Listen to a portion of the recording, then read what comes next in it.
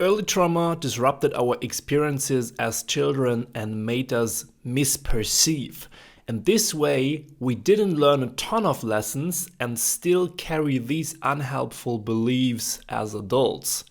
But good news is that you can correct these trouble-causing beliefs right now. And today, you will uncover and recognize many of those unconscious beliefs while watching this video. I will share with you 13 crucial lessons that you may did not learn as a child if you experienced complex trauma, and I recommend writing down a list which of these 13 lessons you might have missed as a child. So grab yourself some pen, paper, and maybe some popcorn, because this one will be an exciting one. Welcome to today's episode. My name is Robert. Today I share with you 13 crucial lessons that you may have not learned as a child if you experience complex trauma. And a disclaimer here up front, I'm not a healthcare professional, and this content in this video are not to be understood as therapeutic medical instructions or advice. Everything I say here is based on research, my work with therapists, or personal experiences. Also, I have created a free workbook to help you to understand symptoms of complex trauma, to re-regulate them, and acute states, especially, for example, of dysregulation or of dissociation. And I also show you the best writing techniques to clear your mind and the best grounding skills in that workbook. You can download it for free on understandable-podcast.com, and I will put all the links of resources used in this episode also in the description below. Let's start with a really powerful example here to understand the trauma response, especially in adults. Now, when you are an adult now, imagine that back in the days, you're a child. And when you were that child, imagine that you want something. So what you do is you express that need. Right? I want something. But your father, in this example, he doesn't allow it. Instead, he beats you up. And you as a child start to believe now, it is bad that I want something. It's not just bad that I want something, it is bad that it's me. I am bad. And I am wrong. The way I am wrong that I have this need, that I want something. What you don't realize and what you also don't perceive in that situation as a child is that your father is not in control of his own life.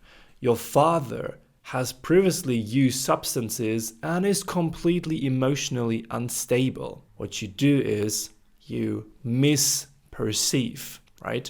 You have a gap in your memory, and you also maybe have a fragmentation because of that, because you don't see that side of your father, everything that happens in his emotional world. And because trauma disrupts our ability to process memories correctly into proper context, we have that gap in our memory. We are missing those information. Now, what you have left for the rest of your life is that incomplete picture of reality.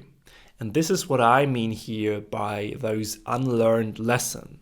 Those are the things you didn't learn, you didn't perceive as a young being.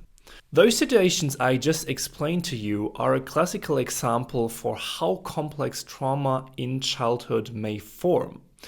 And of course, what's typical for trauma, for complex trauma, is that it is not just happening once in your childhood. Usually complex trauma forms out of an accumulation of dozens of situations. And if you have experienced a ton of these situations, what forms here is what we call toxic shame. When you experience toxic shame as an adult, those called shame-based episodes, you may feel that you are wrong, that everything is your fault. You take the responsibility for your dad's feeling, in this example, and make them your fault, even if it's his problem, even if he abused substances, if he is emotionally dysregulated, for example, you don't understand why you are such an alien and why you are wrong. And we also talked about this in a previous episode, and this is the episode about toxic shame, which I explained the cycle of toxic shame and guilt in detail. I will link to you that episode up here. And the cycle basically summarizes the misperception of early traumatic events. I will show it to you right now as well. So, how does someone feel? Which lessons did this person get? Now, this is basically what's happening in that cycle of toxic shame, that you sense a specific emotion, a specific need, you try to express that emotion, that need, and then you get the feedback, for example, from your dad in that situation, that you shouldn't do that, and that if you do that, that you're wrong. And therefore, you form this identity around shame and guilt, which is obviously distorted because it is not true that you shouldn't have these emotions or needs, but you think that and you adapt to that. But the question is, how does someone feel, and which lessons did a person get that you missed if someone doesn't have that sensation of toxic shame and guilt? How is that person feeling differently than you are feeling right now? And therefore, we now talk about those 13 lessons, 13 crucial lessons, I would say. Many people have one or two of them, I think, which they didn't learn. If you have CPTSD, I think a lot of them could be true for you that you have not experienced them.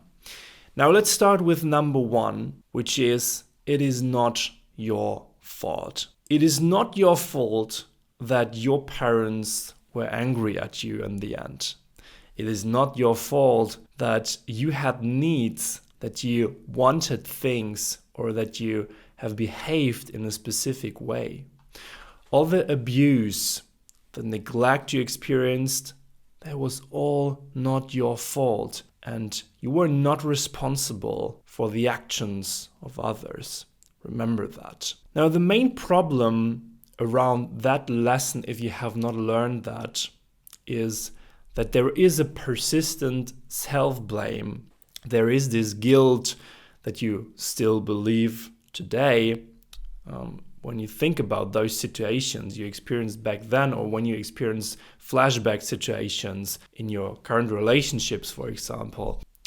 Now, the cause behind that missing lesson, that you have not learned that, is that you as a child learned that negative events are something that happened to you because of you. So you have blamed yourself for those kind of things.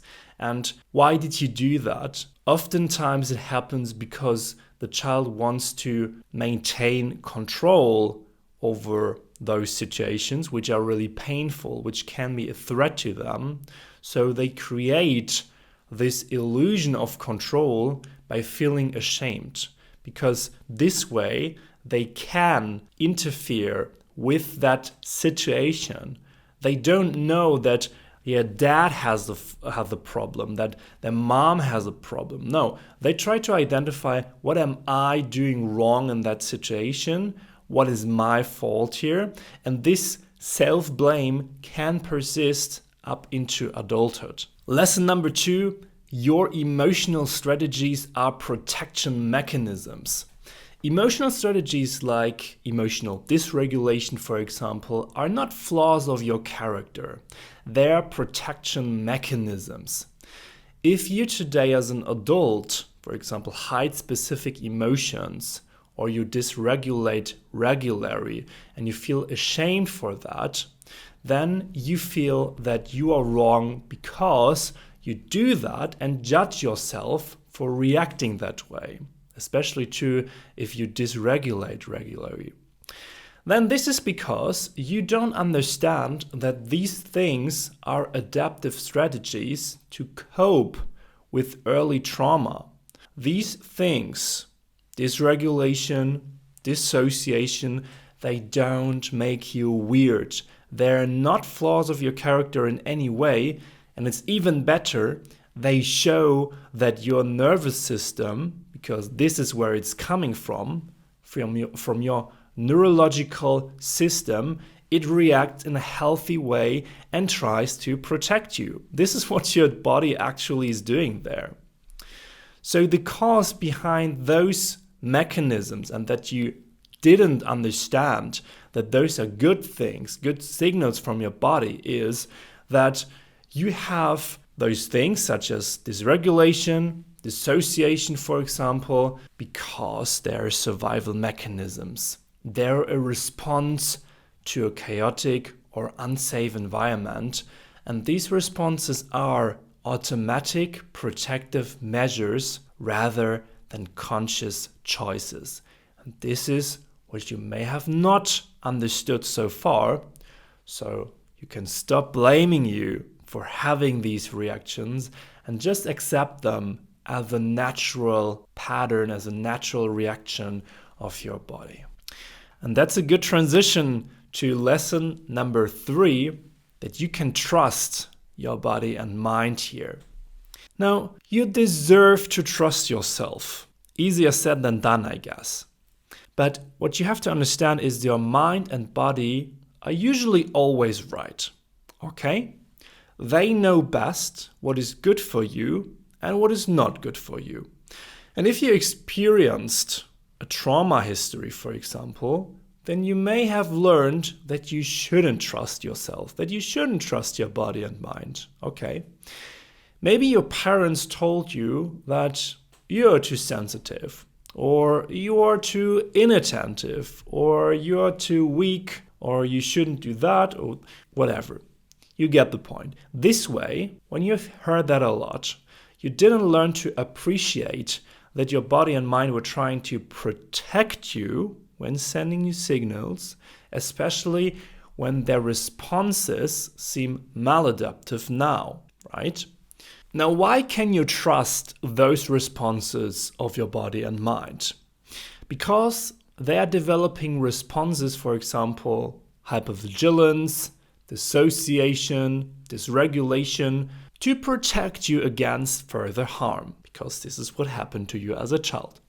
These responses definitely can feel like betrayal now as adults, but they are actually attempts of your body and mind to keep you safe based on your past experiences. So just remember to trust your body and mind, even if it feels uncomfortable. Then we go on with lesson number 4, which is it's okay to be weak and vulnerable. That's something most of us men don't want to hear, right? Now, it's okay to be weak and vulnerable, especially in our adult relationships. Showing our full spectrum of weak emotions, of course also strong emotions, happy emotions, sad emotions, that's important because other people will need this information to react properly in an interaction. What happens if you don't show sadness, if you don't show anger, if you don't show yourself weak and vulnerable? What happens then is that other people can't respond to you in a proper way and don't get the message, for example, that you're overwhelmed in a situation. You don't express these emotions, and then you wonder why people never understand you. And you think, why don't they get that I am overwhelmed today? That's because you never show what's behind that mask. You might not even judge you for being vulnerable, but they can't relate to you and they can connect with you if you constantly appear unauthentic. And I tell you one thing, they don't even know that you're unauthentic because you don't give them a chance to let them know, because you don't show yourself unauthentic and vulnerable. This behavior then leads to constant re-traumatizing. And what you do is that you move yourself in a constant cycle here of repeating that pattern. Remember the cycle of toxic shame and guilt that I showed you before. This is a behavior that constantly leads and keeps you trapped in this old pattern. that you mask many of your emotions. Showing vulnerability and expressing weakness is definitely a natural and healthy part of being human. And again, emotions are just information for yourself and for others. And if you grew up in a traumatic environment, showing weakness and vulnerability may have led to negative consequences, which then reinforced you to appear stronger at all times. But today you are not that vulnerable being anymore. You don't need to hide things. Today you are fully grown up and you have the ability to show your full spectrum of emotions because you can set boundaries, because you know what you need and want. Then we go on with lesson number 5, which is it's okay to ask for help. I know that many people struggle with that one, including me sometimes. Yes, I have to admit. Now, the belief that we carry if we didn't learn that lesson often is that you are better off alone. Only trust yourself. You think that if you didn't learn that asking for help is a normal and necessary part of life and not a sign of weakness here. And the cause behind that is, if you didn't learn that, growing up in an environment where asking for help or showing weakness was met with neglect, with punishment or further trauma, then teaches individuals, so you as a child, that you might rely solely on yourself as a child. But this is bullshit, to be honest. You know that today. Maybe. You can achieve so much more obviously together in this world. And when you observe great leaders, when you see entrepreneurs, founders, when you see a governor, for example, usually great leaders bring people together and they trust each other instead of just going on themselves and ignoring all the other people. And that's a great transition here to lesson number 6, which is that it's important to trust. And I know that this one is a really big one for many CPTSD survivors because they all have, or many of them have difficulties to trust in other people. And that is because of the early trauma, obviously. And I also speak out of my own experience here. If you didn't learn that message early on, that it's good to trust other people, then you didn't learn that it is safe and healthy to trust others, and then you don't open up emotionally. And that definitely makes you kind of withdrawn from other people. That makes you having difficulties in relationships, in social dynamics. And the cause behind that is, in particular, that we have experienced repeated experiences of betrayal, for example, of harm from trusted individuals, often our caregivers, like our parents, which then created a deep-seated fear of vulnerability and intimacy. Because what did we learn? When we got close to someone we should trust, we would normally trust because we love them, they're our parents, and they harm us, they are a threat to us, what then? We shouldn't trust them, okay? Now, to resolve that fear of intimacy, it's definitely crucial to develop a perceived sense of safety while being around other people or while being within a relationship with a loved one. This sensation of having a sense of safety, I think it's pretty difficult to describe here, but you can imagine it like this. If you have that, you might know for sure, but if you're a CPTSD survivor who is not being able to trust other people, it's difficult.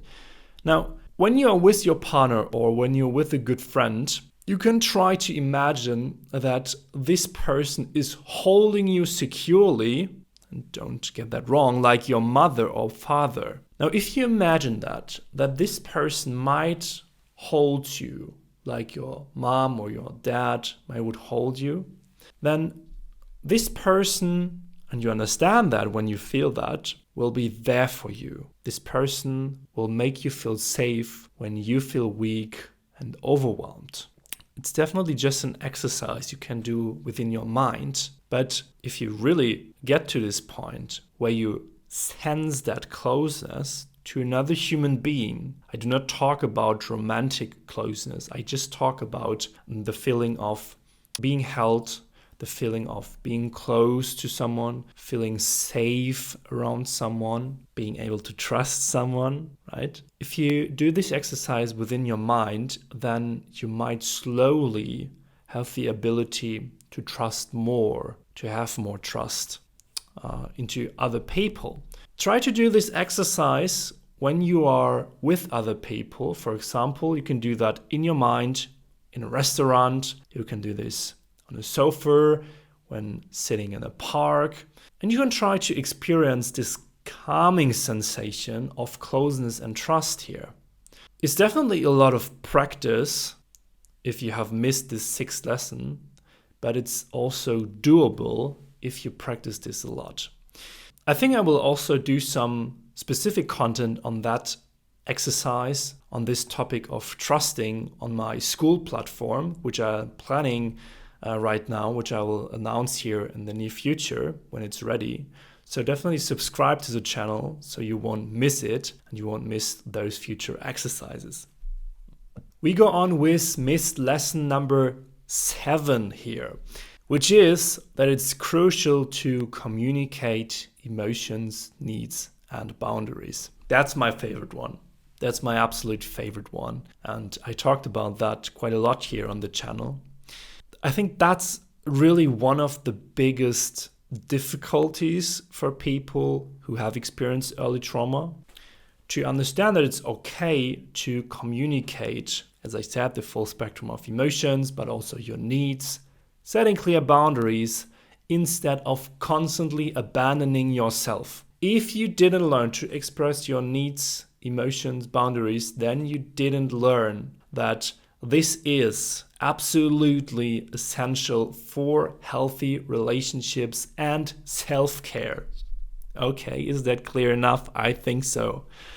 In my opinion, and from my experience, communicating emotions, needs, and boundaries are the most important thing to learn when it comes to resolving symptoms like dissociation, like emotional dysregulation, or other symptoms around CPTSD.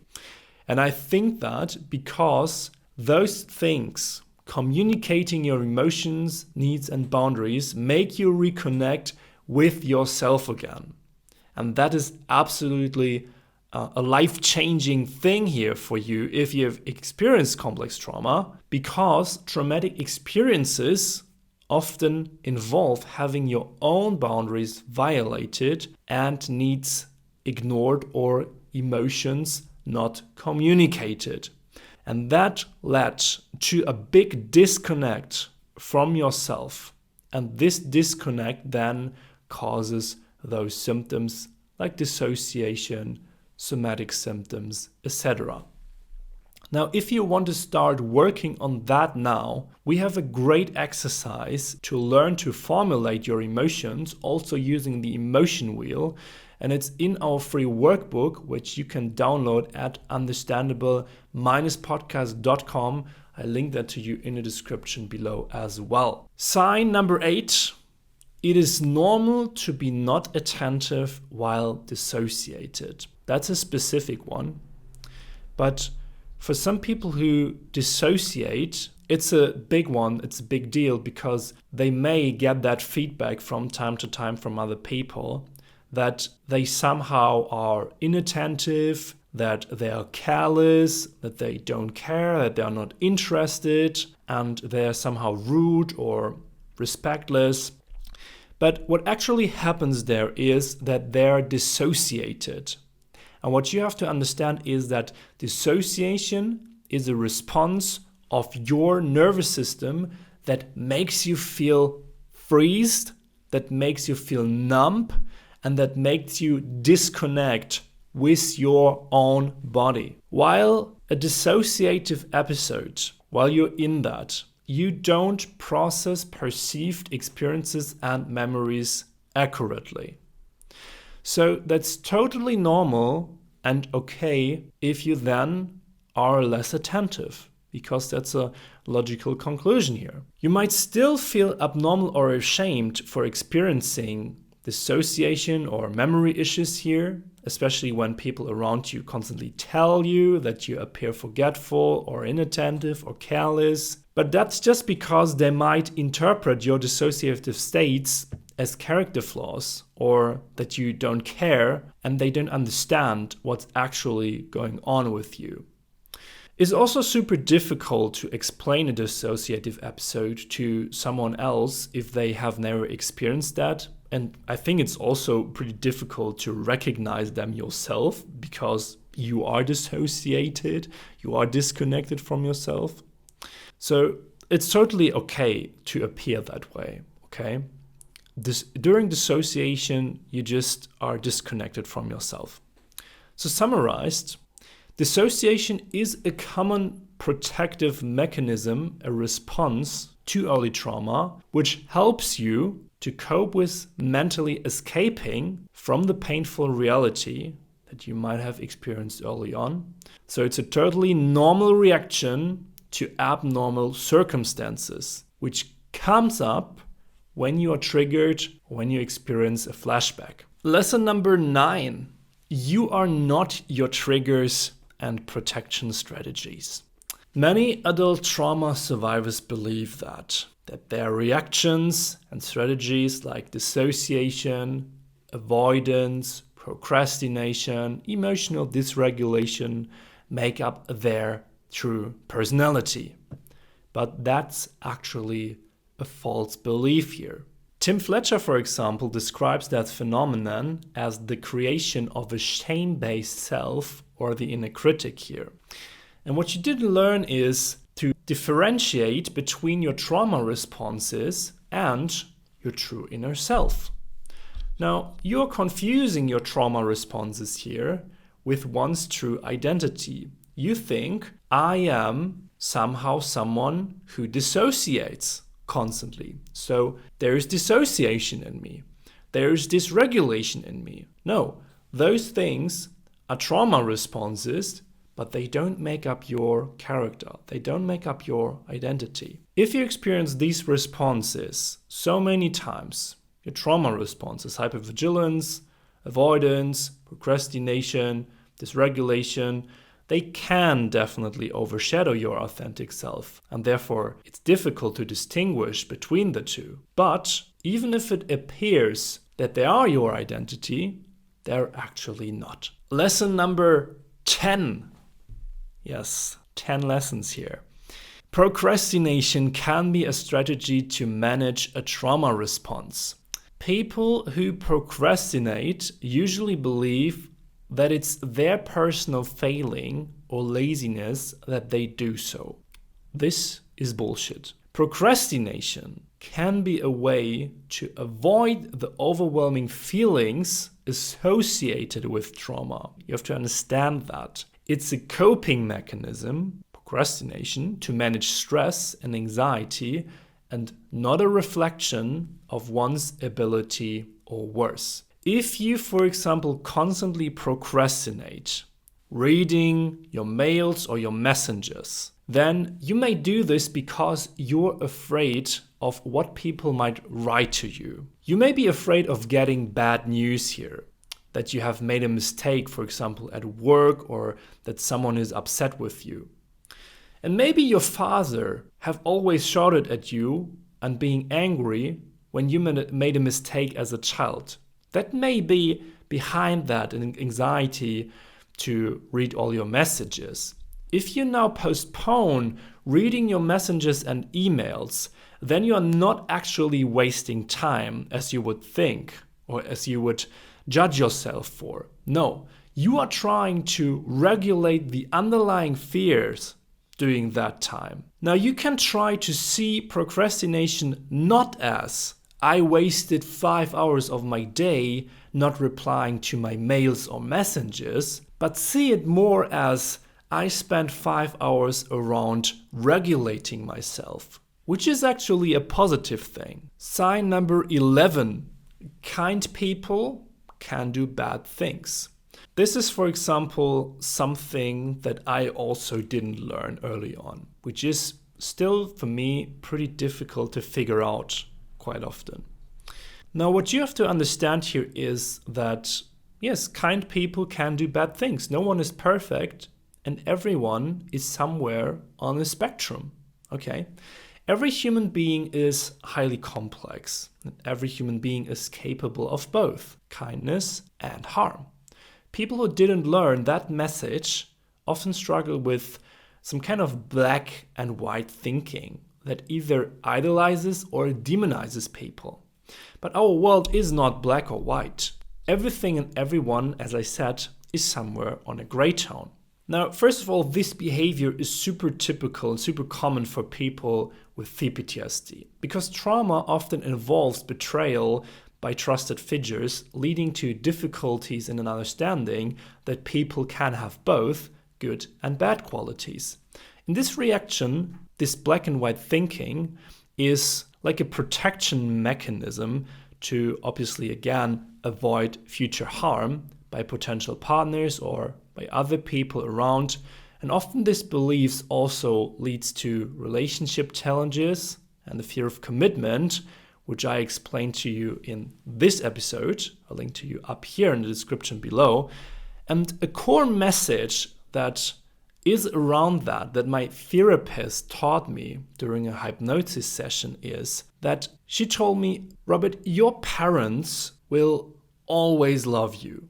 Whatever you do, even if they can show it, even if they're a narcissist, and even if they appeared like the devil to you, your mom and dad will always love you. Moms and dads always love their children. But if you hear this, then you may ask now, but why are they doing all of these horrible things to me if they do love me so much? Well, they probably, and I don't want to justify them, okay? They will have their own personal trauma and their own personal experiences. Or they might have a condition like narcissism personality disorder, or they're just regularly overwhelmed when you have been a child.